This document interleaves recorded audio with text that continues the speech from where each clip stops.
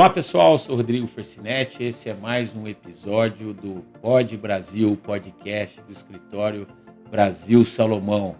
O episódio de hoje tem como tema União Poliafetiva. Estou aqui ao meu lado com Evandro Grilli, meu sócio, amigo, companheiro, âncora aqui, também dividimos a diretoria executiva, mas o destaque dessa bancada para tratar de um tema tão atual como esse, doutora Larissa, doutora Fernanda, nosso muito obrigado aqui pela presença de vocês. E como é de praxe aqui no nosso Pod Brasil, nós gostaríamos que vocês contassem, um de cada vez, obviamente, né, a história de vocês e como chegaram até aqui, nos dando a honra de tê-las como sócias do nosso escritório. Bom, Rodrigo, Evandro, obrigada pelo convite. Estou atualmente integrando a área de Direito de Família e Sucessões do escritório. Sou advogada há 2 anos e meio e a minha trajetória na advocacia iniciou aqui no escritório Brasil Salomão. Então, eu me sinto muito feliz e muito honrada por ver o desenvolvimento que nós estamos fazendo na área, né? Inclusive trabalhando assuntos tão complexos e atuais. Também sou especialista em Direito de Família e Sucessões e em Direito Civil e Processo Civil. E pretendo que isso seja só o caminho, né? Que o aprendizado a gente nunca encerra, né? A gente só agrega cada vez mais. E você tem uma história bacana com esse tema de hoje, né? Sim. Inclusive, esse tema é o tema da minha pesquisa de mestrado, né? É um tema que eu estou me debruçando, que eu vou me debruçar ainda por muito tempo. Espero que ele não termine nesse trabalho, mas que ele vá evoluindo, que de alguma forma ele contribua para esse assunto, para a gente chamar isso mais à discussão, ao debate, e poder levar esse tema ao reconhecimento nas cortes superiores, enfim, dar esse tratamento digno para esse grupo de família. Perfeito. Pessoal, tudo bem? Sou Larissa. Já esteve Larissa aqui de conosco. Larissa, já tive a honra de estar aqui com vocês, discutindo sobre planejamento tributário sucessório. E hoje é um prazer estar aqui com a Fer, minha companheira do dia a dia, das labutas de direito de família, né? Estou aqui no escritório há 10 anos, em 2024 completo 10 anos de casa, uma honra. E já são 16 anos de advocacia, apesar de ter essa carinha de bebê. E cada vez mais o direito de família, eu falo que ele me escolheu. Né? Todo mundo sabe que eu comecei numa outra área e vim para cá assumindo uma missão e cada vez me apaixono mais pela área, pela nossa equipe, pelos temas que a gente tem enfrentado. E é um prazer enorme estar aqui com a Fer, trocando ideias. Eu falo, Fer, que gostoso a gente ter essa possibilidade de arejar e discutir temas tão complexos e que são uma realidade de muitas pessoas que vivem na invisibilidade. Era isso que eu queria dizer logo de cara para vocês, assim, né? Porque a gente nunca pode perder de vista que o direito ele se aplica sobre o fato, né? Exatamente. E quando ele tenta determinar o fato, ele não é muito feliz, porque leis colocadas, elas não costumam mais moldar o comportamento da sociedade. Então, não adianta você proibir uma determinada conduta. Você pode criminalizar, punir alguém, mas você não vai impedir que a conduta funcione. Se isso fosse verdade, nós não tínhamos tráfico de drogas, não tínhamos, né? Porque é proibido, né? Nós não teríamos jogo do bicho, né? Uma série de atos que são praticados no cotidiano do mundo, especialmente do nosso país, e que a lei proíbe, mas que acontece do mesmo jeito, né? E aqui eu tenho uma admiração muito grande pelo direito de família, apesar de entender muito pouco sobre ele, porque o direito de família está sempre socorrendo as realidades. É assim desde o advento da lei do divórcio no Brasil, em que famílias já estavam separadas e aquilo não era permitido dissolver definitivamente o casamento.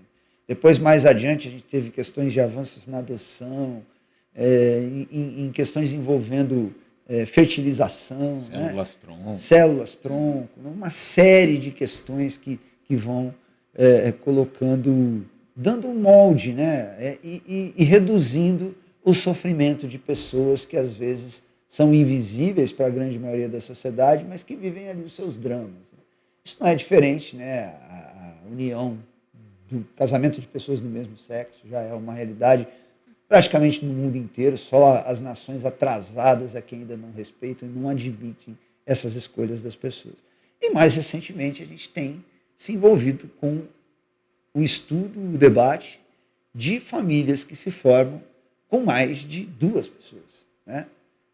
De repente, 3 ou mais pessoas formam uma família, têm um relacionamento amoroso e, como toda família, querem ter filhos, têm os seus sonhos, querem ter a sua casa, né?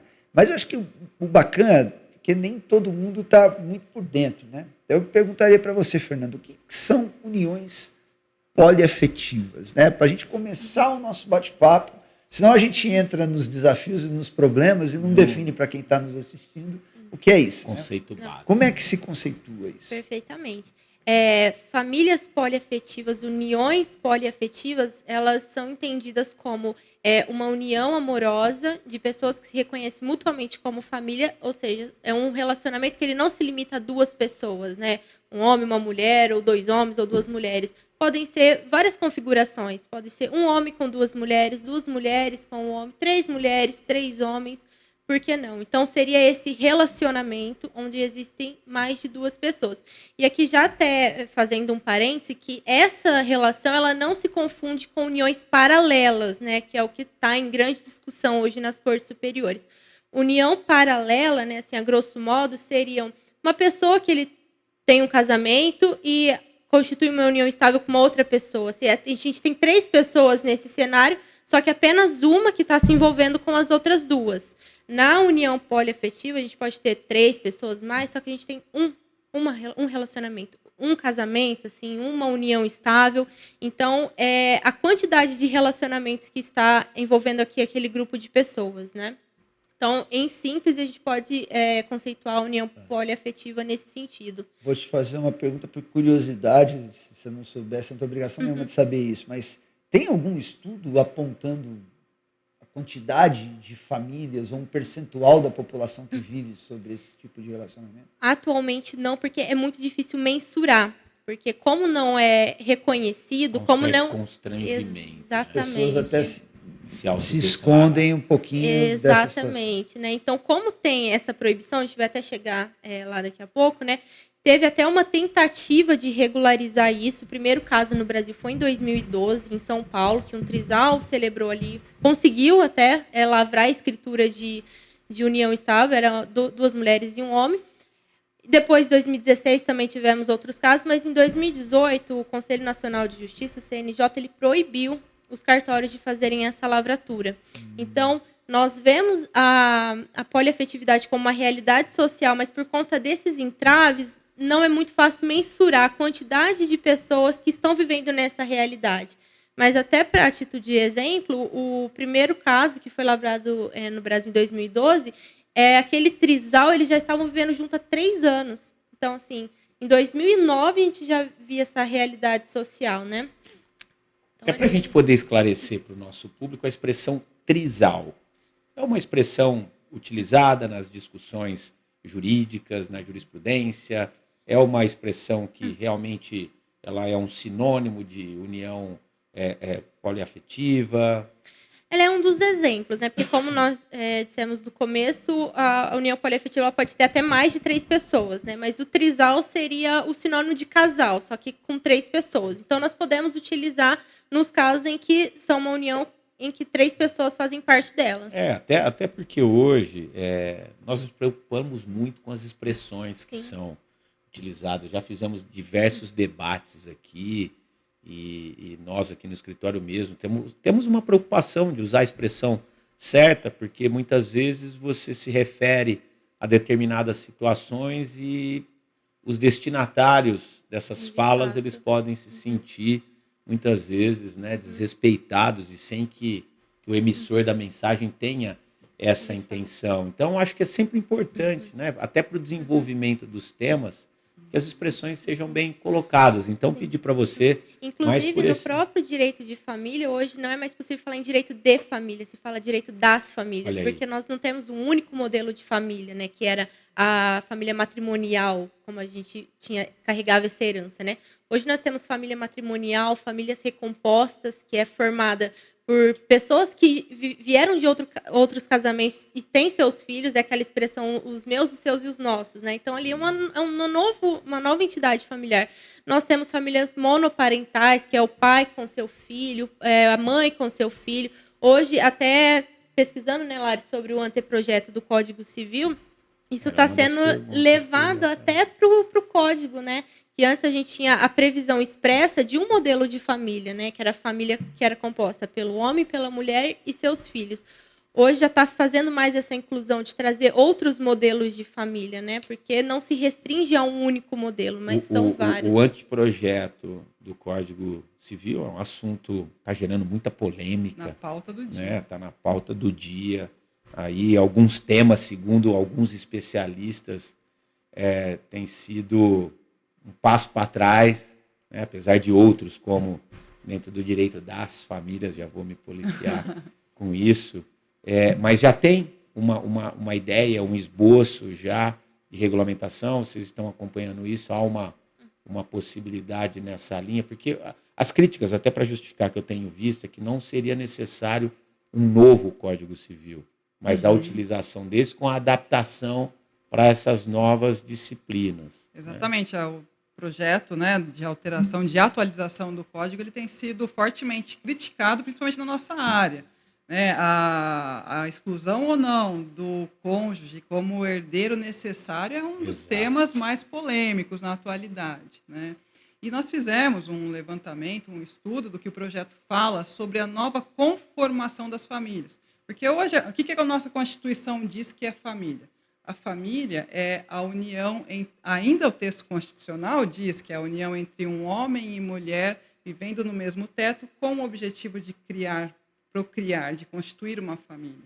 Em 2012, a gente teve um avanço gigantesco quando foi dada a interpretação conforme desse artigo para trazer as uniões homoafetivas para o conceito de família também e trazendo o casamento, né? Mas aí a gente tem lá num dos parágrafos do artigo que fala que a família também é reconhecida, aquela formada, reconhecida uma como família, aquele núcleo formado por um dos pais e os filhos. Perfeito. Ok, a gente avançou.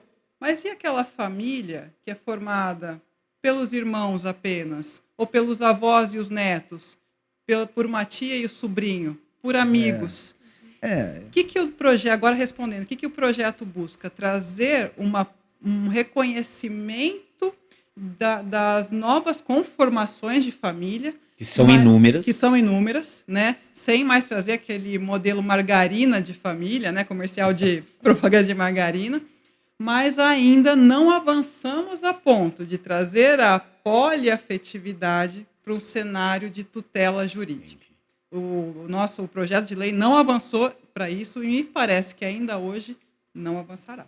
E só pegando um gancho, só para talvez matar essa questão, os tribunais superiores, como que eles estão se posicionando sobre essas uniões poliafetivas? Se não temos a legislação, né, sabemos muito bem que hoje os tribunais têm adotado uma postura distinta, de não aguardar o avanço legislativo e trabalhar dentro de princípios e valores. Como tem sido a jurisprudência dos tribunais? Deixa eu só agregar uma coisa aqui, porque acho que para quem está nos assistindo é bom que as coisas fiquem claras. Então, pelo que você disse hoje, se uma família com essas características comparecer ao cartório para lavrar uma escritura de união estável, o cartório não pode fazer porque há uma decisão do Conselho Nacional de Justiça. Para quem não sabe o que é Conselho Nacional de Justiça, é um órgão que cuida da gestão do judiciário no Brasil. Então, os cartórios estão sobre essa gestão. Quando ele fala cartório não pode fazer isso, o cartório tem que obedecer, não tem caminho. Então, uma família com essas características não pode ir ao cartório e ter esta união reconhecida como uma união estável. O caminho é judicial. Tem que buscar este reconhecimento. E aí a decisão do CNJ não vai tirar do juiz, da justiça, o poder de reconhecer aquela união. E é isso que você pode emendar com o que o Rodrigo perguntou. Como é que está o posicionamento do judiciário hoje em dia, especialmente nas instâncias de cima, né, que é onde a coisa se define mais claramente. Observando nas cortes superiores esse tema, né, Corte Superior falando STJ e STF, nós temos uma grande confusão que está acontecendo, infelizmente, né, por falta de entender mesmo, né, a diferenciação de família paralela, família poliafetiva. Sobre a poliafetividade propriamente dita, não tem manifestação das cortes superiores. O que tem é um reforço da monogamia como princípio estruturante dos direitos de família. Mas isso quando está julgando questões de famílias paralelas, né, relacionamentos paralelos, mas como nós já esclarecemos no começo, elas não se confundem. Bigamia é uma coisa, união poliafetiva é outra coisa. Então, ali no momento quando ele reforça para falar que não é possível esse relacionamento, né, duas pessoas, você tem que analisar, peraí, esse relacionamento ele está sendo fragmentado, uma pessoa com duas famílias, ou é três pessoas que mutuamente se entendem como família? Sobre esse ponto especificamente, ainda não tem manifestação. Só que assim, a impressão que nós temos com as cortes manifestando sobre a monogamia como um princípio é uma posição um pouco mais conservadora, que precisa ser trabalhado.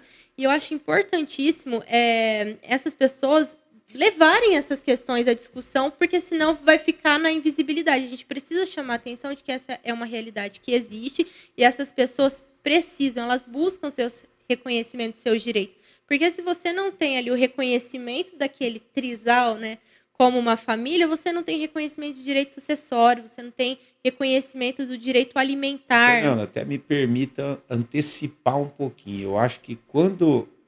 de novo, né? Quando você não tem uma norma clara e precisa, a gente trabalha em cima de princípios e valores, e aí nós temos os mais diversos, e sempre a busca, né, da calibração entre eles. Todos precisam sobreviver. Mas nesse ponto aí, refletindo aqui, antes de falar em sucessão, direito entre as partes, dignidade da pessoa humana, né? Talvez que é um princípio e uma diretriz preconizada, está lá na Constituição, né? Não só no artigo 5º, como no artigo 3º, ele é repetido em vários quadrantes. Então, poderíamos dizer que hoje, resumindo, se eu entendi bem o que você falou, de um lado nós temos o princípio da monogamia, né? Sim. E do outro, a busca aí pela dignidade da pessoa humana, de um convívio familiar, na acepção lato, né, que talvez ela mereceria. Então, na verdade, nós temos um baita do imbróglio aí, né? Sim. Porque, como o Evandro falou, o cartório não me socorre, as decisões jurisprudenciais elas ainda estão em aberto. Haveria algum instrumento particular que poderia socorrer para essa situação? Porque eu me recordo aqui, né, antes da união estável ser legalizada, né, nós tínhamos contratos. Exatamente. E eu me recordo Você pode fazer um contrato de namoro, não pode fazer um contrato de união? Até uma dúvida. Registro em cartório. O objeto não é ilícito. Falamos disso há 5 minutos atrás. Né? É a orientação do próprio vice-presidente do IBDFAM hoje, que esses núcleos familiares que queiram ter um documento para declarar a forma como decidiram viver, eles podem sim ir ao cartório de notas e lavrar uma ata notarial. Perfeito. Lavra-se uma ata, pode ser até via mensagem WhatsApp, o casal se conversando, reconhecendo que eles constituem uma família, que de forma recíproca e mútua possuem afetividade e assim pretendem gerenciar a sua vida. É lógico que essa ata ela não vai trazer direitos familiares, direitos a alimentos, direitos sucessórios por si. Mas hoje, no cenário que a gente vive, é uma forma de quantificar. Pelo menos, passarmos a quantificar quantas famílias mas vivem vamos nessa raciocinar. situação. Pode até ser. E, por outro lado, só os contratos particulares também. Aí a gente vai partir para a seara obrigacional, né? Não vai discutir a questão na vara de família. Mas vamos pensar uma coisa agora, raciocinando, né? Quando nós fazemos um contrato, muitas vezes esse contrato ele não visa resolver um problema presente, mas um problema futuro, daqui 5, daqui 10, daqui 15. Então, talvez seja interessante a ata, o contrato. Por quê? Porque daqui 5, 10 anos, quando talvez essa questão já esteja regulamentada, você tem o fato constituído. Demarcado o direito. Você tem o fato constituído, porque imprevistos acontecem. Vamos trazer para os exemplos práticos para quem está nos ouvindo entender. Daqui 10 anos está tudo certo.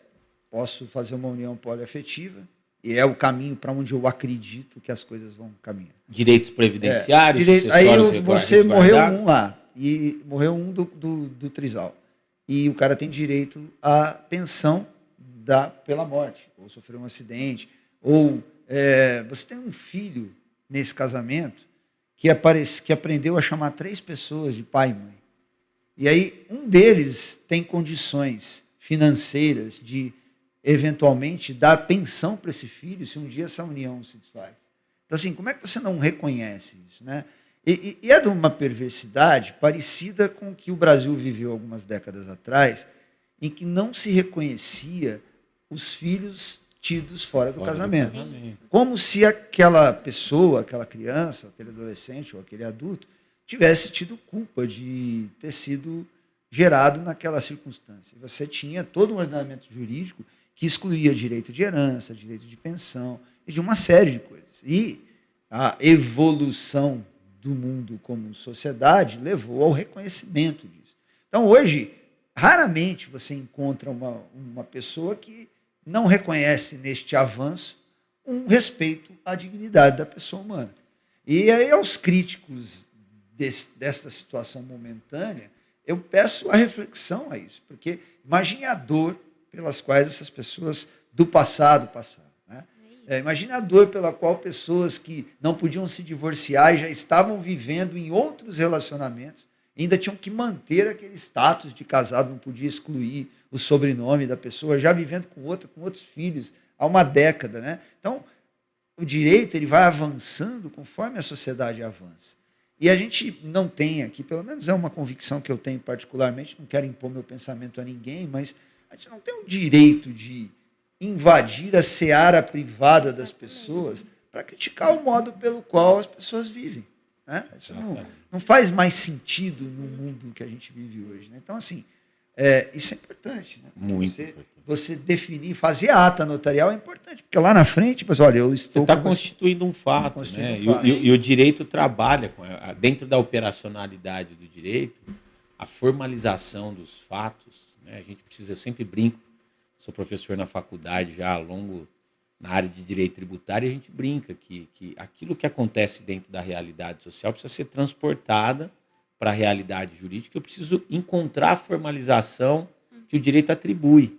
Né? E muitas vezes os efeitos decorrentes eles virão no futuro, daqui 5, daqui 10, daqui 15 anos. Né? Então, daí talvez essa dica relevantíssima. Eu acho que a gente vive hoje com as uniões poliafetivas o que nós vivemos há 20 anos atrás com as uniões estáveis. Exatamente. Exatamente. A união estável ela não precisa da chancela judicial ou da chancela do tabelião para ela existir. Perfeito. Ela é um fato, é a união pública, duradoura e contínua de 2 pessoas com um objetivo, formar uma família. O conceito hoje, a gente ainda traz 2 pessoas. Né? Então,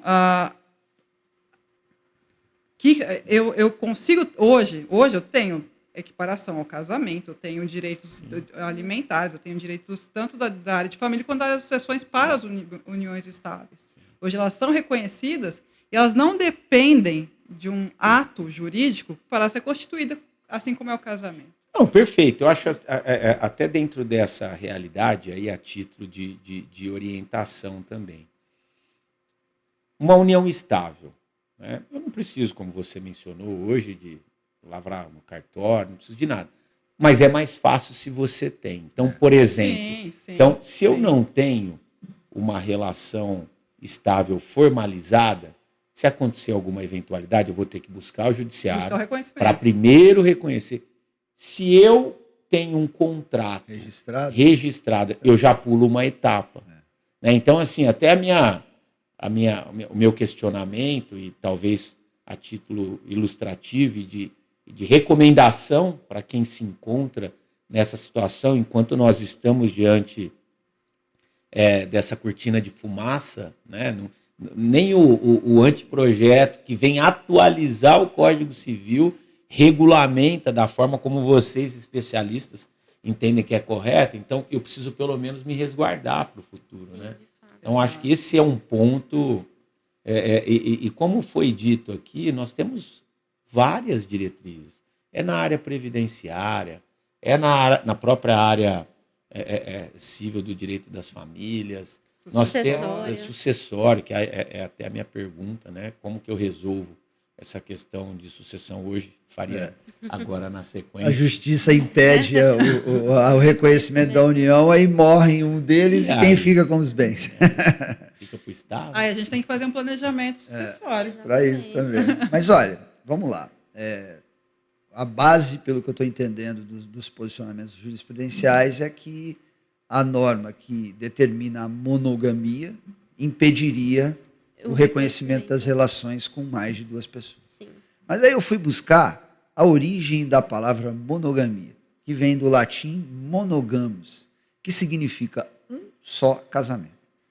Na versão clássica da razão da monogamia, a bigamia significa casar ao mesmo tempo ou coexistindo um outro casamento já existente. Então, a pessoa casa-se duas vezes e ela tenta formar dois relacionamentos, né? 2 casamentos. Isso é vedado por lei, por uma série de questões, né? E aqui, a união poliafetiva, ela está no mesmo casamento. Exatamente. Isso não quebra o conceito jurídico da monogamia, que em tese tem sido usado como combustível ou como matéria-prima para o judiciário negar essas uniões? É um raciocínio meio forçado que eu estou fazendo ou é por aí a discussão? Não, tem uma discussão ampla sobre isso, até se a monogamia seria um princípio ou se ela seria um valor. Há juristas hoje renomadíssimos na área de direito das famílias, né, que já não entendem mais a monogamia como um princípio, mas ela é apenas um valor para você manter aquele núcleo familiar da forma como ela vem sendo há séculos, né? E em relação à monogamia, até puxando um gancho do que você disse, Evandro, eu acho que para nós pensarmos em uma questão até de superação, de ir além, a gente precisa entender o porquê que ela foi utilizada para começo de conversa. Porque se a gente não entender as razões, nós não podemos entender a superação. E na minha pesquisa, eu tive que fazer até um olhar para trás, né? Analisar as primeiras comunidades, as primeiras famílias lá da pré-história. Então, se nós observarmos aquele núcleo familiar, a gente vê que era um núcleo familiar comunitário, né? Então, assim, as pessoas não tinham essa rigidez de um homem, uma mulher, enfim. Só que a economia ela está muito ligada à monogamia, né? Não é apenas normas sociais, morais.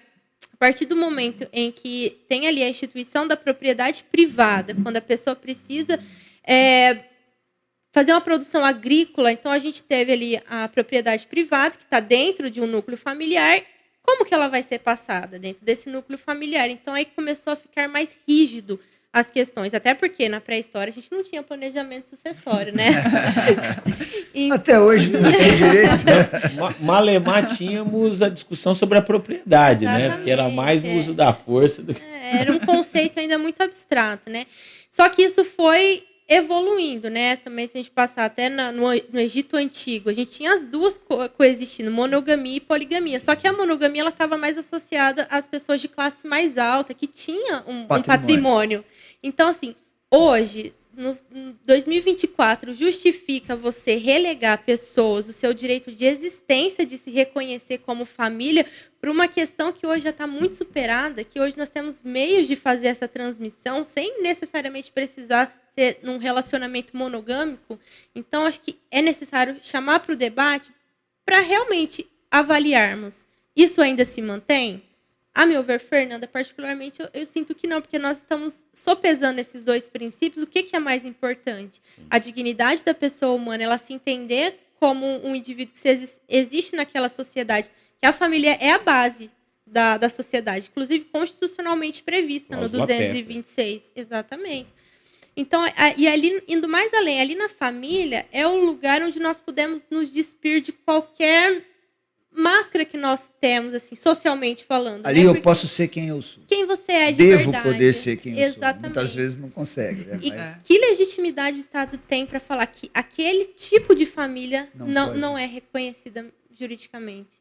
Então, é uma questão muito até filosófica, existencial. E assim, como nós começamos aqui o nosso debate hoje, né, as relações familiares são a base da sociedade, né?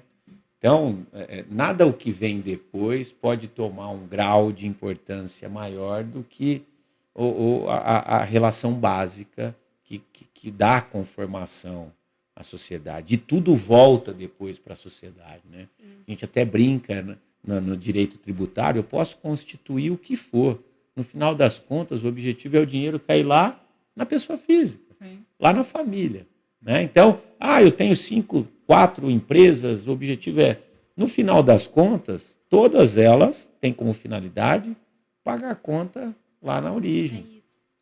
Mas eu vou aproveitar, e não precisa responder, mas dentro dessa tua linha de pesquisa, outros países já têm notícias de regulamentações específicas? Sabemos que outros países não têm a rigidez positivista como o nosso, né? Trabalha-se muito mais com os usos e costumes, e as questões vão se resolvendo, não com a formalidade que é pautada aqui no direito brasileiro, mas você tem visto, na sua pesquisa você buscou alguma coisa? Principalmente no Oriente Médio, né? Mas isso já é grande conhecimento, mas de forma esparsa, algumas cidades norte-americanas já estão tentando aderir, mas ainda assim é algo muito pontual. A gente não vê um crescente movimento de reconhecimento, né?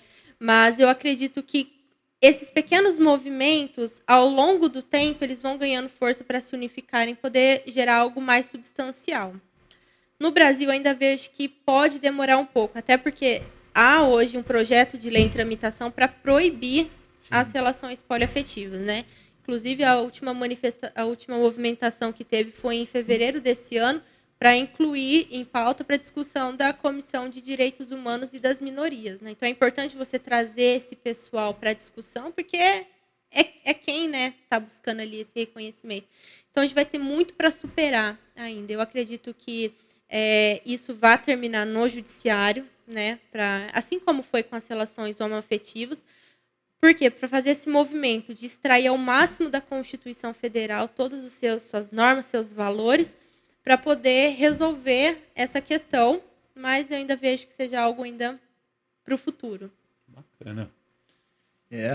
Nós vamos aqui... Esse é um papel importante da advocacia, né? Porque a advocacia ela tem uma função social reconhecida na Constituição, porque o trabalho em casos individuais de determinadas pessoas acaba abrindo caminho e pavimentando a estrada para que problemas sociais possam ser efetivamente resolvidos, né?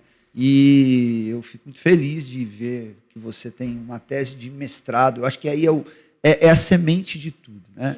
Seu tema de mestrado é o que faz o meio acadêmico refletir sobre o problema, é o que dá base científica no campo jurídico para levar a discussão para o judiciário, fazer com que as autoridades envolvidas, Ministério Público, Poder Judiciário, possam refletir sobre o tema e decidir sobre ele, né?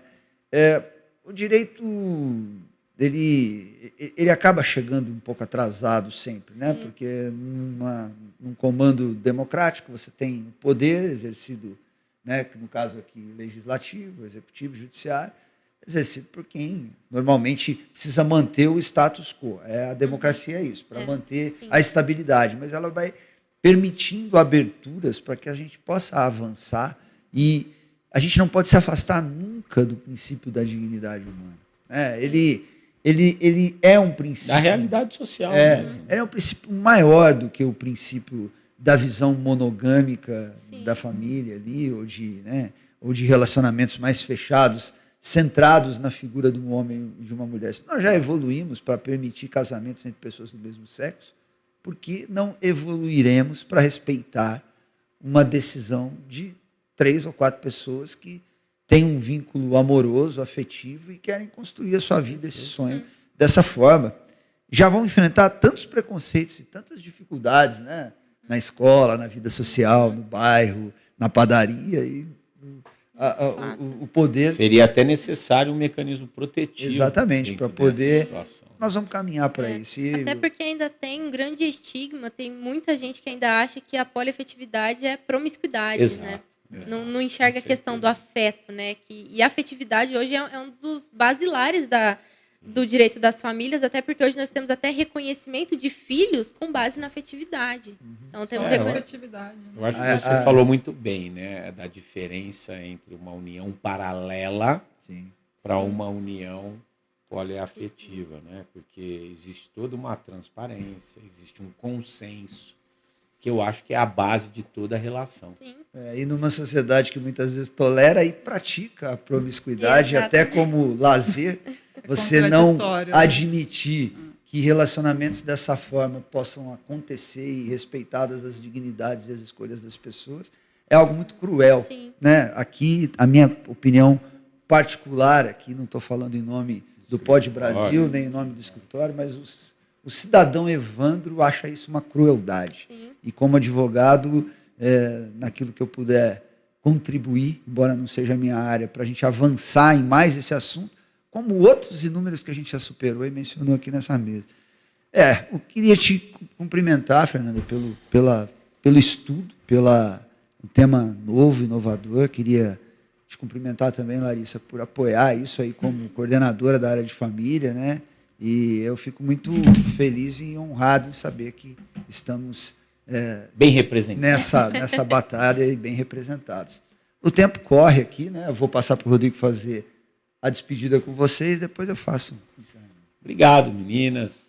Prazer estar com vocês aqui novamente, né? Com a Larissa, Fernanda, inaugurando a sua participação no Pod Brasil. Tenho acompanhado diversos trabalhos de vocês. É uma área que demanda muita responsabilidade, comprometimento, né? Nós fazemos, apesar de ser um escritório com nítidas características empresariais, a área do direito das famílias sempre foi algo que nós demos muita importância e relevância, porque por detrás, como nós mencionamos, de todo e qualquer negócio, existem famílias, né? Independentemente da formatação, formada sempre por pessoas. Então, foi um prazer poder discutir um tema tão interessante. Já fica o convite para que outros temas também da mesma envergadura sejam trazidos por vocês. Então, vou pedir para vocês fazerem as suas considerações finais, depois o Evandro encerra o nosso episódio de hoje. Nós que agradecemos o espaço, né, de poder trazer esse assunto tão importante para debate, conhecimento, né, de todo mundo. Eu acho que é isso que faz o direito ser uma ciência social, a gente acompanhar as mudanças e, de alguma forma, poder contribuir para levar isso lá para o judiciário, que ele não se mexe sozinho, né? A gente leva as demandas até ali, por isso que é importante a discussão. Exatamente. E também queremos agradecer a Fer, obrigada por trazer essa pauta aqui para a nossa discussão. Para minha compreensão e evolução pessoal também, eu acho imprescindível a gente trazer para a mesa temas caros e polêmicos para a gente poder evoluir. Né? Para a gente é um prazer, na nossa área não falta tema polêmico, então sempre que quiser assunto a gente está à disposição, dá uma temporada inteira de casos de família.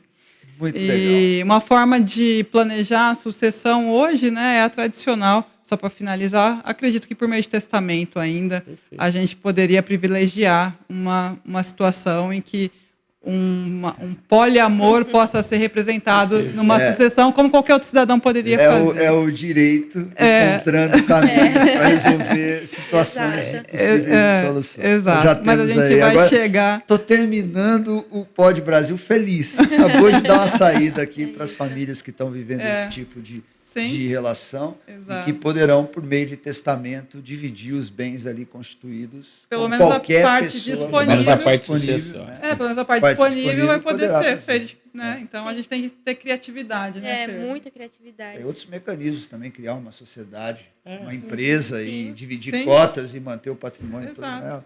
A gente vai achar um caminho para diminuir o sofrimento dessas pessoas e para fazer com que o sonho de viver felizes delas possa ser realizado. Muito obrigado, meninas. Foi um prazer recebê-las. Adorei o tema, adorei o debate. Foi muito legal mesmo. E esse foi mais um episódio do Pod Brasil, podcast do Brasil Salomão. Como vocês viram, né? Tema quente. Mas esse é o nosso papel.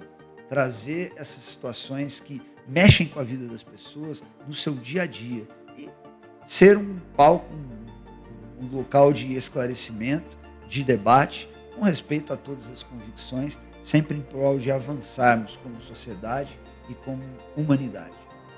Se você tiver alguma sugestão para nós, quiser falar conosco, manda um e-mail para o podbrasil@brasilsalomão.com.br. A gente se vê no próximo episódio. Muito obrigado.